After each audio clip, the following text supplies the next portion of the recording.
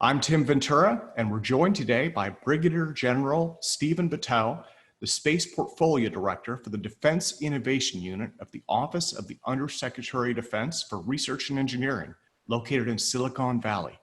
General Butow joins us to discuss his role in helping to build collaborative partnerships between the Department of Defense and private sector companies to foster technology innovation to meet America's future goals in space. So Steven, welcome. And let me start out by thanking you first for your career of extraordinary service and by asking you to tell us a little bit about, what is the Defense Innovation Unit and what led you personally to a leadership role as the DIU Director of the Space Portfolio on behalf of the Air Force? Sure, thanks, Tim. The Defense Innovation Unit was created 5 years ago in an effort to increase the military's access to new and emergent commercial technology while growing what we now deem as the National Security Innovation Base. Most people are familiar with the term the Defense Innovation Base, but the recent update to our National Defense Strategy recognizes that the entire commercial economic system has a role in contributing to the defense of our nation and our allies. We are the only Department of Defense organization that's focused exclusively on fielding and scaling commercial technology across the U.S. military to help solve critical national security problems.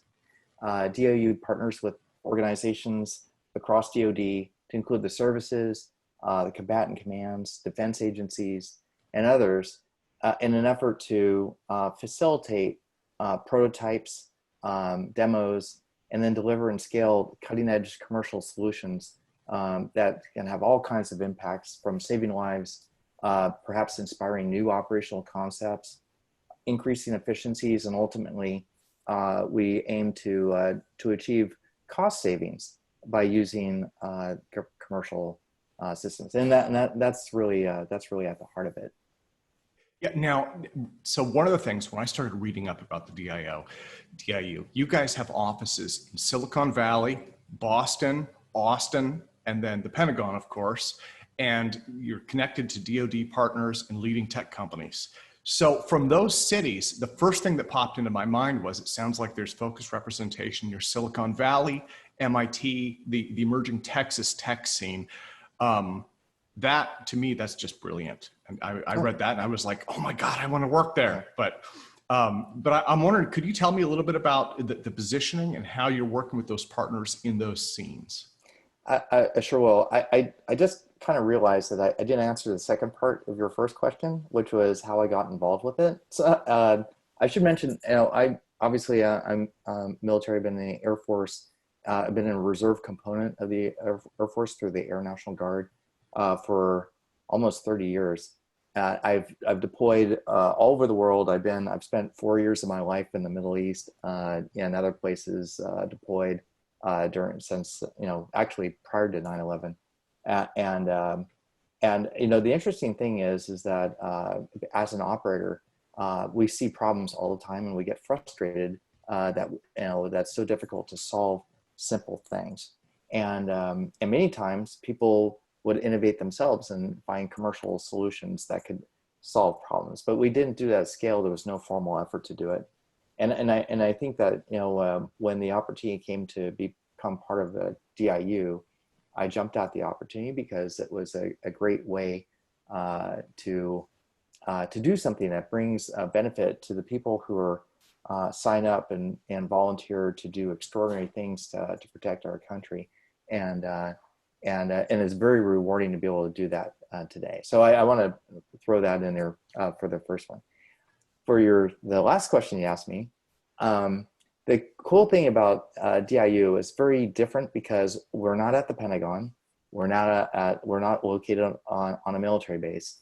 We're well positioned to be readily accessible to innovators, entrepreneurs, and the investors who enable them. If you consider the portion of venture capital investment, just every year by metropolitan region, in 2019, there was $46 billion of investment made in companies in Silicon Valley. It's the largest concentration of private investment in startups and new emergent technology by a lot across the nation. Next largest is Boston with $8 billion. And those are impressive numbers there. And those were actually down a little bit from 2018, but so it's usually, it's quite substantial. So, and then of course, there's other centers of economic activity across the country. But I like to use this analogy to, like the Girl Scouts, who have sell their cookies outside the exit of a grocery store. We're well positioned to see everybody who comes in and out of places like Silicon Valley to raise capital. So we're not just awarding contracts and working with Silicon Valley companies or Boston or Austin or Virginia-based companies. We've got contracts and we're working with people everywhere. I've got a handful of contracts in Michigan, which is really neat, and they've got a thriving tech center there. We have one of the ones I'm frustrated about. There's a company in Kentucky that I really want to work with, largely because there's a big bourbon scene there, and so, but they have there's no absence of entrepreneurial, innovative spirit. And wonderful thing about the web, actually the environment we're in now, where we're doing a lot of telework, is these people are accessible. And they got good ideas, and they've got the support of their communities to do great stuff. So we don't have to be everywhere to be effective. We just need to be at the critical nodes that can help facilitate the kind of engagements we want. So as of the end of last year, we've processed proposals from over 1,400 companies across from 45 states, including the District of Columbia. And we've awarded prototype agreements to over 140 companies, actually probably closer to 150 companies now today, from 23 states. And then most interestingly, also we've awarded companies in the UK, Canada, France, and Israel who are doing innovative things. So we can work with US companies, but we can work with foreign companies as well.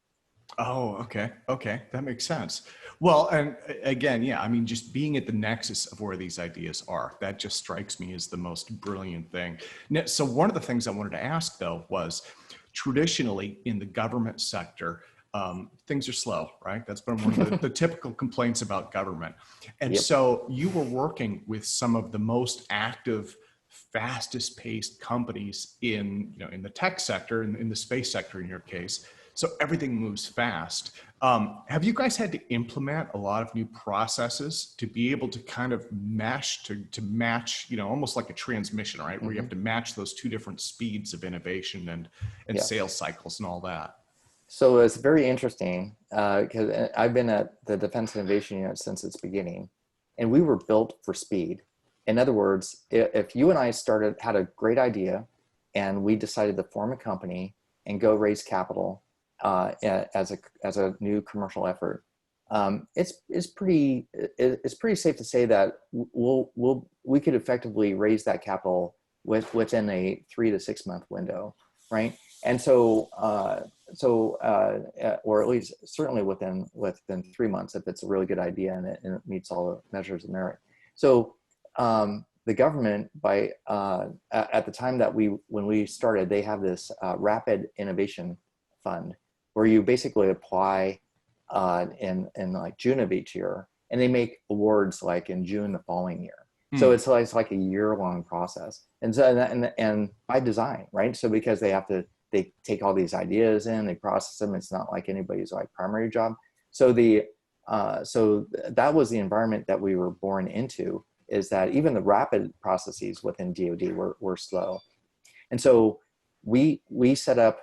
So that, and we're structured today that our target is from the time that we put a solicitation or an area of interest out, we want to try to award a contract within 60 days of closing that solicitation, which is very aggressive. And during that 60 days, we may go from not knowing the company at all to knowing everything about the company, and then taking some calculated risk with it. Now, then that's the other thing. So we were built for speed, but we also recognize that some of the things that we need to do would require a little higher risk level than most people in the government would take. And there's certainly, if you're in the commercial sector and you invest in technology like SpaceX and some of these other things, there's a lot of risk involved at the beginning, and there's a lot of failure. So we come from an environment where failing is learning, failure is quitting, and failing, if you fail because you're trying something that may be potentially disruptive or a breakthrough, well, that's not really failure.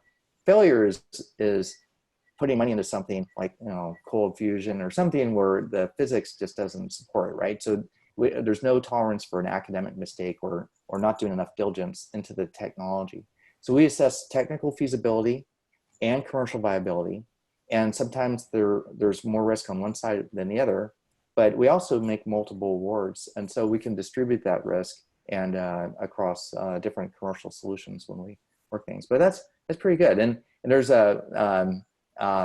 don't talk about it much lately, but when we philosophically think about this, we have to consider, well, if we're not failing, are we really trying hard enough? Are we really going for those bold ideas and working at the bleeding edge of industry or not, right? And that's something that we try to aspire to do in measure, right? Not with the majority, but maybe a small minority of our funds, and other services are doing the same thing now, which is great. Well, do you have a couple of favorite success stories that you like to share? When you're talking to people and you're saying this works, this really works, what would your favorites be?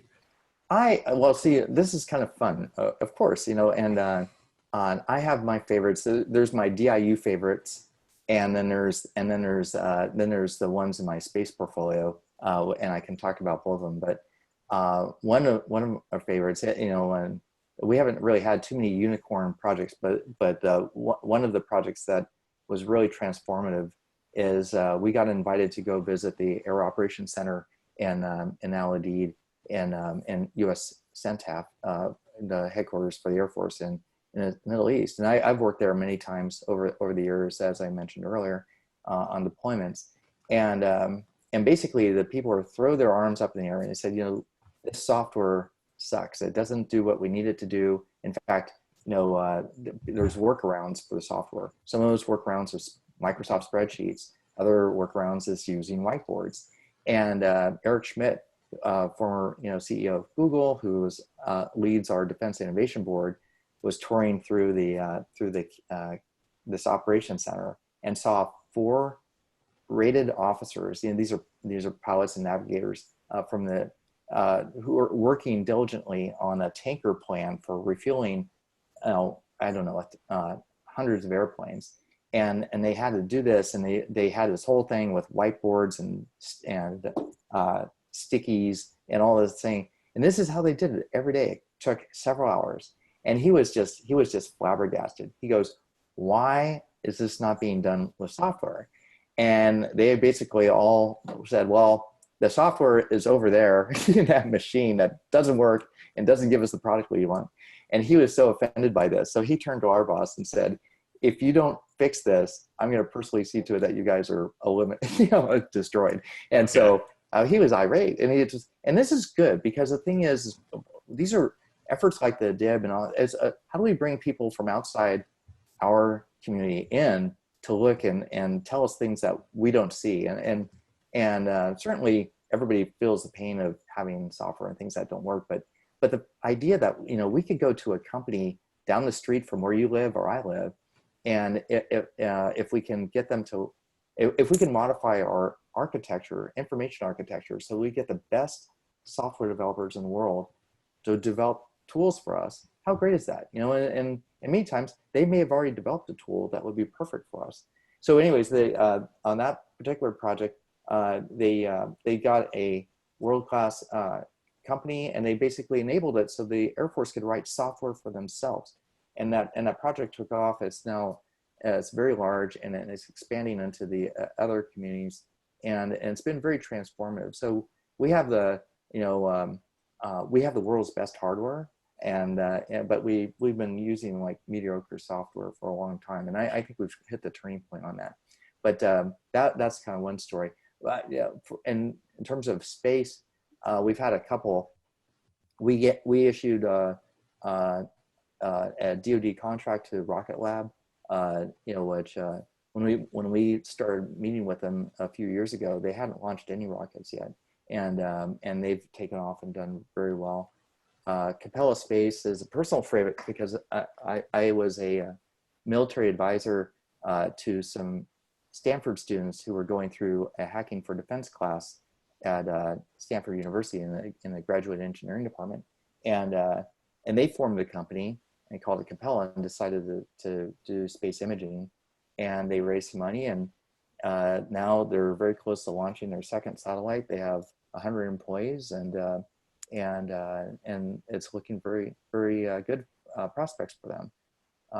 We have others, but we work with the big companies too, right? So we have, you saw Northrop Grumman recently did a very exciting mission where they went and rendezvoused with a legacy satellite in GEO, and they're servicing it and lifting it, and it's so transformative. And they have a company subsidiary called Space Logistics LLC that's looking at that. So the wonderful thing is we don't just look at small companies. There's all kinds of we look for the innovators, and the innovators could be in a large traditional company or a small one. And sometimes what's really great, because we have so much flexibility with our contracting mechanism, is we can form partnerships and get companies from different sectors to come together and solve a problem together, which is great. Yeah. Now, so one of the things that I really wanted to touch on was a recent report that you published, and you guys did a presentation for this as well. Yeah. And Pete Garrison had sent that over to me. He said, this report, he's like, what these guys are doing is amazing. You have to ask them about this. But that was, so it was called the State of the Space Industrial Base 2020. Yeah. And this was a presentation you worked on with AFRL and the Space Force. And there were a lot of key takeaways from it, but one of the big ones was the need for increased cooperation between government and the private sector, not surprisingly. So I'm wondering if you could give me kind of an overview of the report and some of the findings that were in it. Sure. At the very highest level, and this is the second year we've done this. The first year, we basically took a look at the space industrial base and vulnerabilities to it. And what we exposed was actually very interesting, because there's a lot of legal but also nefarious activity going on from some of our foreign competitors, and that was being very disruptive to the sector. And in a different area of DIU, we focus on autonomy. It's an interesting revelation to take a look at the small drone market, where small drones, all that technology was started here. They were Silicon Valley companies, U.S. investors. Everything was going really well, and then DJI drone entered the scene. It's a Chinese company. That DJI now, they've got 70% of the market share in the United States, and they did some pricing that basically devastated the rest of the market. And so that's a concern for us. And so what we want our companies to be able to compete and play on a level playing field. And we want other, companies that may not be from a free and open market to play by the rules too, and compete. DJI makes awesome equipment. I mean, it's like, if I was going to buy one, I'd probably go and buy a DJI drone. But this is a trend that's very concerning for us. And what's happening is there's a lot of this emulation in space. So that for every U.S. space company, there's a Chinese space company that's state-backed, and the kids and the technologists who are working in them, they aspire to be like Elon Musk and all these other people, which is great, and we should be fostering that. But we need to make sure that they don't come in and displace or destroy our free market economy and the companies that that work on it. So, but very high level, I'll give you a rundown of some objectives that we put out, recommendations rather, that we put out for the government and for industry. The first one is everybody's favorite, which is that we need to promulgate kind of a whole of government North Star vision, top level vision and strategy for space industrial development, and you know, that answers everything that we're looking at in space. Space is not a military domain. It's not just a commercial domain. You know, if we do what we do on the ISS with the international partners and what we intend to do on the moon, those are diplomatic efforts, you know, from between governments participating. And so we want a whole of government unified vision that ties things together. Otherwise, you don't want all these things to be working not in concert with each other. It's a great way to spend a lot of excess money. But the interesting, and because we deal with commercial, well, NASA deals with commercial too. So we partner quite a bit to do that. But it's a true North Star vision that brings everybody together. Is a great way to focus it, but also to keep it sustained over a long time. We recommended that DoD develop a plan to protect and support commerce in space. So just as the Navy protects commerce in the blue oceans of the, you know, international waters, we need to be concerned about the same thing in space.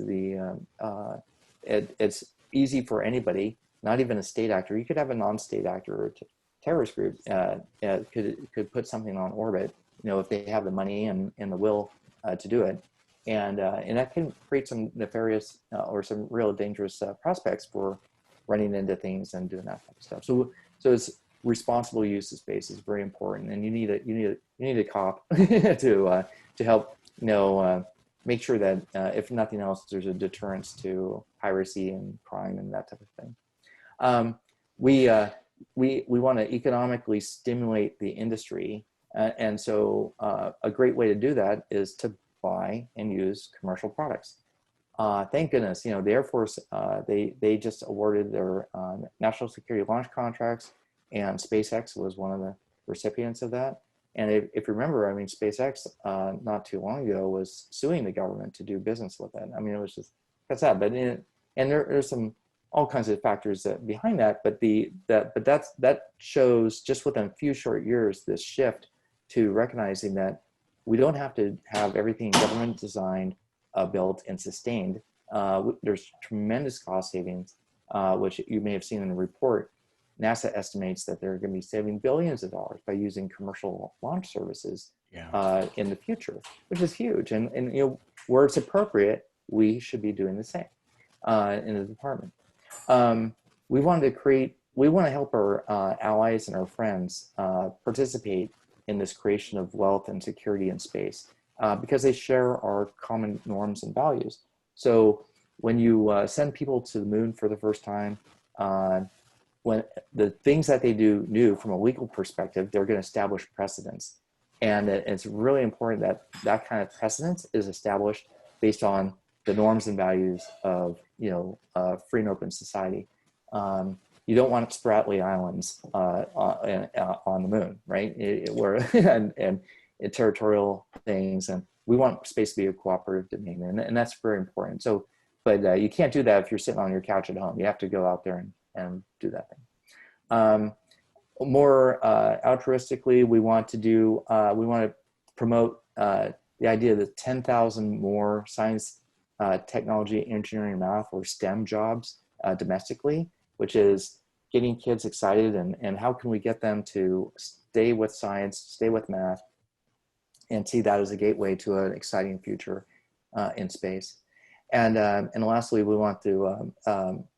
really want to foster this continued and sustained partnership between government and industry that doesn't just support commerce, but also brings the commercial sector in to help us with some of the tough national security problems that we're dealing with. Alternatively, for industry, we said, well, geez, we have all these recommendations for government. What can we do for industry? And you've touched on some of this a little bit before, which is we really want industry to recognize that we're open for business, and they should be aggressively pursuing partnerships with the government, that especially where it leads to helping them develop and operate commercial capabilities that enhance the civil, the commercial and defense sectors, right? And so, and that's a tremendous opportunity, because it'll be a long time, unfortunately, before people just can make money in space, with in the absence of government, programs. We want the industry to improve their protection of their intellectual property from foreign influences, and we're willing to help them with that. We want to guide the development of that future STEM force, but we want industry to do the same thing. And it wouldn't it be wonderful if the manufacturing base or the industry would go to the schools and say, hey, we need more technicians, we need more scientists, more engineers, and we want to help foster that their STEM education to make sure that they're ready to enter this job market. So we don't have to go out overseas or offshore when we have those talent requirements.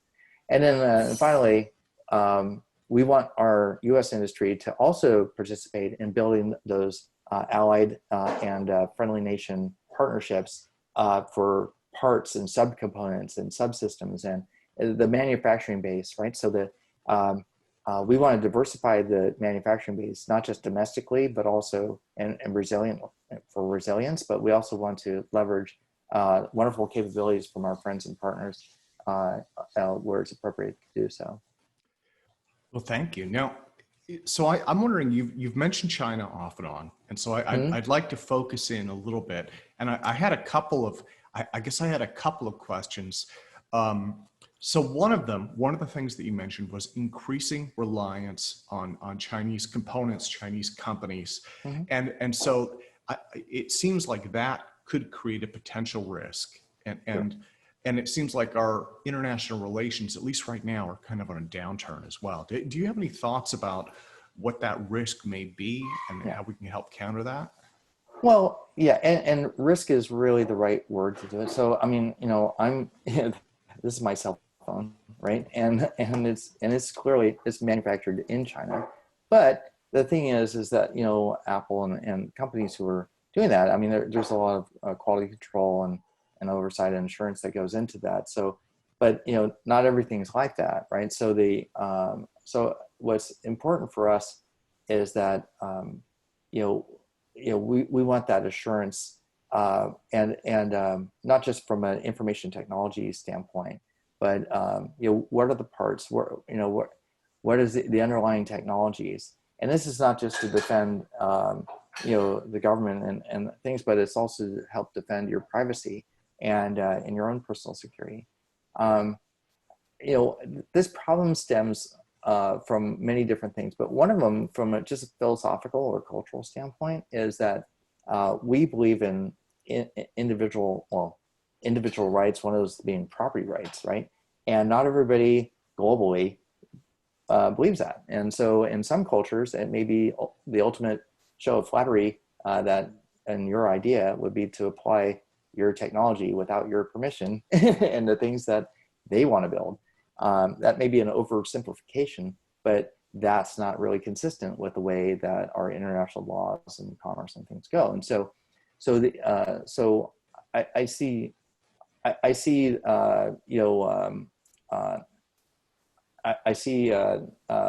and not necessarily the adversarial conflict as much as I see that there's a difference of ideas, and there's an opportunity for us to try to create an environment so that everybody. Wouldn't it be great if China could participated in the global economy the way that other nations do, and they do in many respects.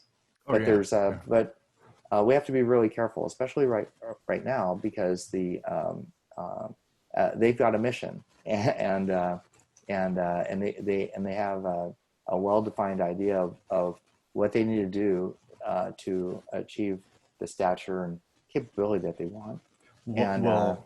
Yeah, and if I could jump in, so you mentioned the mission, and that actually went to the next part of the question, which was they do, and this was in the report. They have an ambition to become a leading superpower by the year 2049, and that's leading to some notions about, well, space competition, but also contested leadership for the moon, and potentially even the asteroids. So I'm wondering, do those timetables, to the plans that they've announced, does that change our goals or timetable or spending priorities at all? Yeah. Well, China has a grand strategy and to do great things. I mean, they going to the moon, doing space stations, doing all kinds of things. That's great. But they also seek to displace the U.S. as a lead superpower, by 2049, not just economically, but militarily and in other ways. And in 2049 is interesting because it's the 100th anniversary of the communist state, right, in China. And so this isn't a Chinese thing. This is a communist thing. And so, and this is really important because, the interesting thing, I mean, if you go, the Chinese people they're like us. I mean, they're really excited about space and technology and that type of thing.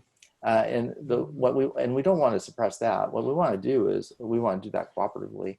What we want to have issue with is this whole, this is great powers competition aspect. Belt and Road is just one aspect of this overall strategy. And we tend to be more near-term focused. So Belt and Road is a big issue that, and we're dealing with it today, but we don't really do long-term planning strategy. It seems like we kind of ebb and flow every 4 years depending on administration changes and whatnot. And that's how our system is. But it will serve us well to take a look at what other nations are doing, what their long-term strategy is. The wonderful thing about this is not just like an us v them type of situation, because the U.S. And this is why our international partnerships are so important. If we get our friends and allies, and we have aspirational goals, but we also have core values that we don't want to deviate from, we can do this in a way that is cooperatively and it's competitive. But we really need to be. I would not want to live in a world where China dictated all the rules and drove the world markets and decided what, that's a little scary and a little reckless on their part, I would say too, because there's a lot of things they could be doing domestically. So yeah, no, I appreciate your thoughts on that. So the other thing, and when you were mentioning international collaboration, I wanted to ask where Russia fits into this, because they're partners with us on the ISS. Yeah. They have been. I'm not sure what you would call them. We almost have like a Mathau lemon relationship with them, right? Where we're awkward bedfellows, so to speak. But they've been with us in space, even though we've been adversarial for decades, more or less.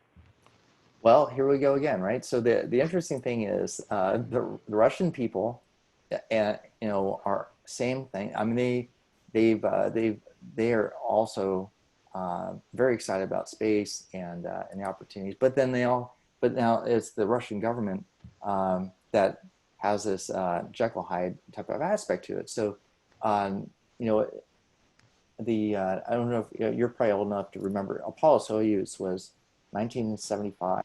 That's like 45 years ago. So we've been doing cooperative things in space with the Russians for 45 years. And there's something to be said about that, which is awesome.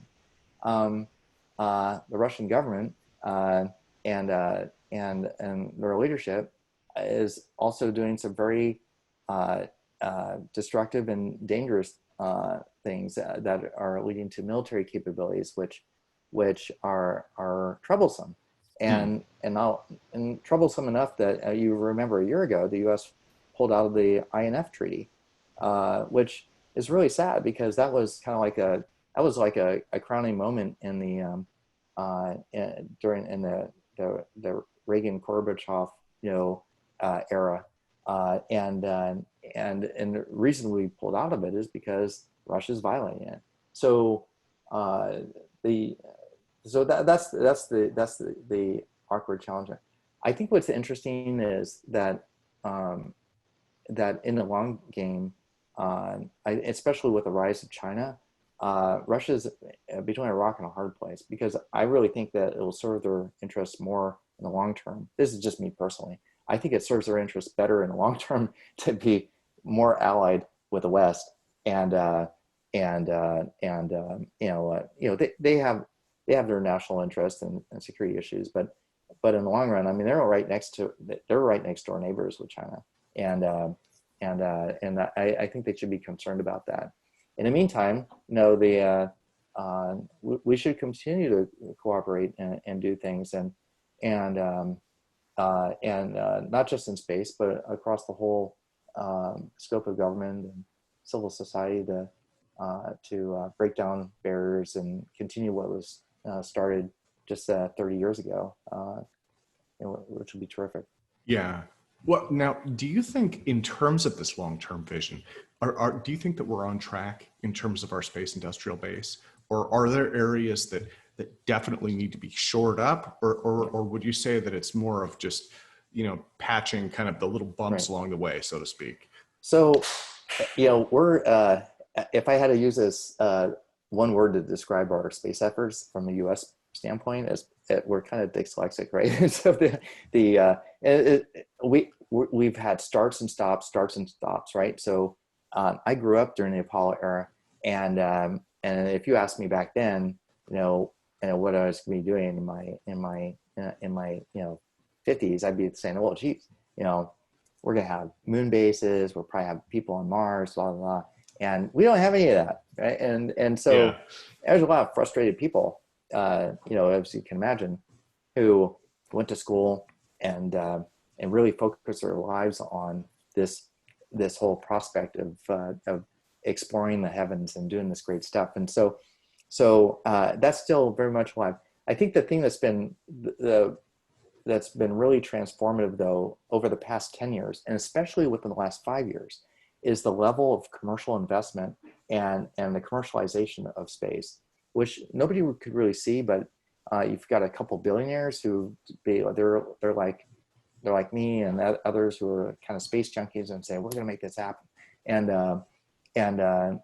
they're doing things. I mean, the idea that we have not just SpaceX, but Blue Origin and other companies can land rockets. How cool is that? Well, I mean, you could, if you were watching black and white sci-fis in the 1950s, they had rockets that were landing, and it was like, those people would say, well, what's the big deal? But it is a big deal. And it was done because the commercial folks recognized that there's no business case that ends well with a multi-million or billion-dollar rocket system that just winds up in the bottom of the ocean, or it's a single-use thing. Fly to Europe and throw the airliner away. That's not a business case, right?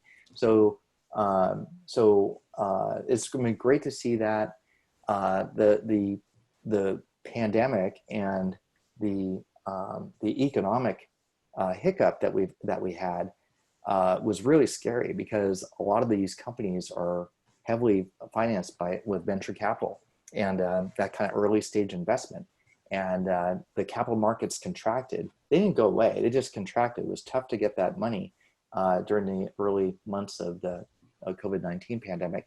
And that's scary, because if you're a rocket company, if you're a satellite company, you have a high burn rate, and you need that. You need periodic investment as you're making your milestones so that you can continue moving. And we were scared that we were going to see a real decimation of a lot of these industries in a short period of time, just because of the freeze of capital. That it's relaxed. If you pay attention to these things, the commercial space sector is doing much better than some other ones, but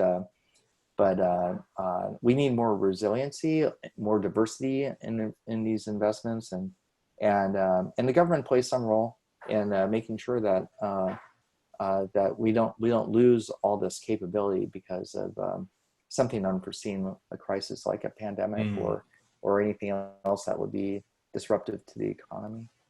Well, so we're almost out of time. So I'd like, if possible, I'd like to close by asking. Actually, it's kind of a two-part question, but the first would be, if if the DIU offers resources to companies to help them match your needs, and then I guess the other part of that would be if you have a wish list of technologies or companies that you're looking for, right? I mean, so part of that would be what can companies, how can they better work with you? And then what is it that you're looking for? So here's the best part about this. What's one of the things that's very distinctive about the Defense Innovation Unit is we do not participate in what is largely called requirements-based acquisition. In other words, if the Army needs a tank, they have a specification for it, and they plans, and they go and they put it out to bid, and somebody builds their tank for them. And we don't do that. What we do is we go out and we say, what's the problem that we're trying to solve?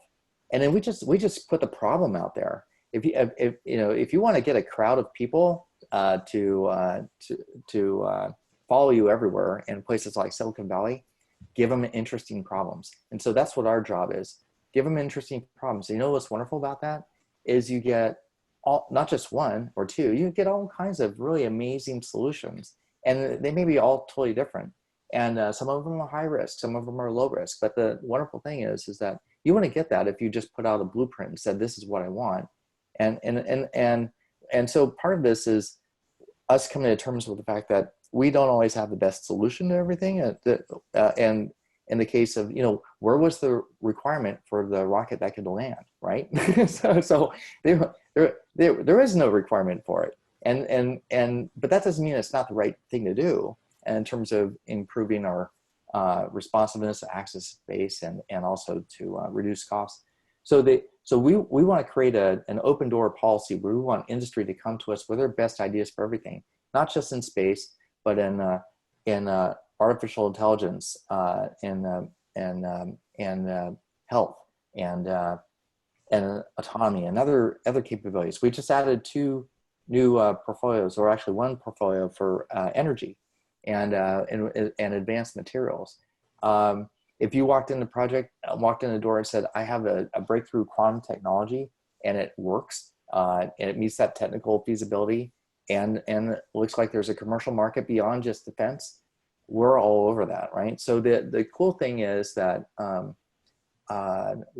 that's the kind of thing that we want to do, and foster that. What we can't do is we can't just be the sole interested party in it. So that it's so important that we already have a defense industrial base, and that defense industrial base is focused on just making the things that we need, like our weapon systems, the F-35, all these things. You can't go to Google and say, build me an F-35, right? That's not going to happen. But what's important is we can't treat every company like it was a defense industrial base partner. In other words, we want companies that have a primary line of business, and then their secondary line of business is selling their technology and capabilities to the department.